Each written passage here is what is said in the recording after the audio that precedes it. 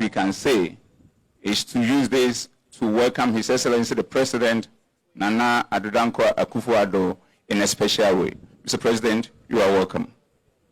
And also, to let you know, Mr. President, that when we came here this morning and we went around and engaging the people who have come here to witness this function, almost everybody was mesmerized by what they have seen, and it is all because of you. What a legacy. Mr. President, what a legacy. But in order to put it in context, Mr. President, let me highlight a few of the many legacies since your assumption of office you have bestowed on the police service, and also to us both from the perspective of law enforcement and our welfare. The first one, Mr. President, is to look at the volume of logistics you have provided to us, prominent among them vehicles including over 4,000 motorbikes spread across the length and breadth of this country. Mr. President, that is historic, and it is one of your legacies that will be forever grateful.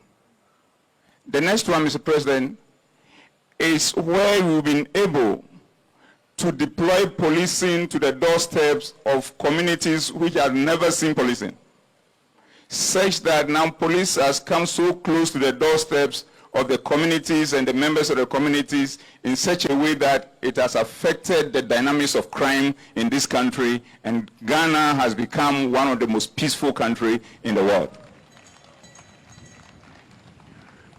What is even important is that beyond the traditional units that we have in the system, Mr. President, through your initiative and leadership, we've been able to establish 181 regional form police units made up of an average of 35 police officers with vehicles and motorbikes dotted in a network fashion across the country. Where communities who have never seen policing, where roads where armed robbers were disturbing, all these places have been covered, and working in unison with the other security agencies, we can say that Ghana is at peace with itself when it comes to security. Mr. President, all because of you. Mr. President, the third one is to do with police professionalism. As you see us today sitting and running around, we are all in one uniform, called uniformity, something that eluded us for years, and on your watch it has happened. Our engagement with communities, with the members of the public has improved. Our courtesies towards them have improved, and our professionalism has gotten to the level that, unlike the past, where every other day you see one story or the other negative in a sense, one insult or unprintable words against the police. All these things are gradually giving way to a professionalism that has never been seen before. Mr. President, your legacy. Mr. President, when it comes to welfare, I'll mention just two. The first one is the establishment of Police Emergency Medical Intervention Fund, where by that establishment on your authority, and which was also commissioned by you or adored by you at the police hospital, every single police officer, irrespective of where you are, your rank, whenever you have any issue of medical and it's work-related, you are given the best of treatment wherever it is in this world, be it in Ghana or anywhere, within the shortest possible time. Mr. President, this has led to a situation where almost 20 of our people, both in Ghana and across the world, have received treatment, and all of them have come back still alive, living, and their families enjoying them. Mr. President, that is one of your legacies. We are happy.